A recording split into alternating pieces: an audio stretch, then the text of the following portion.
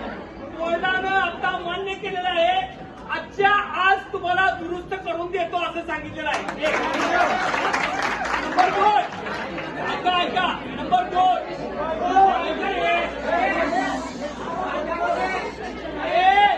मालवाडची पूर्ण ऐकते की बघा.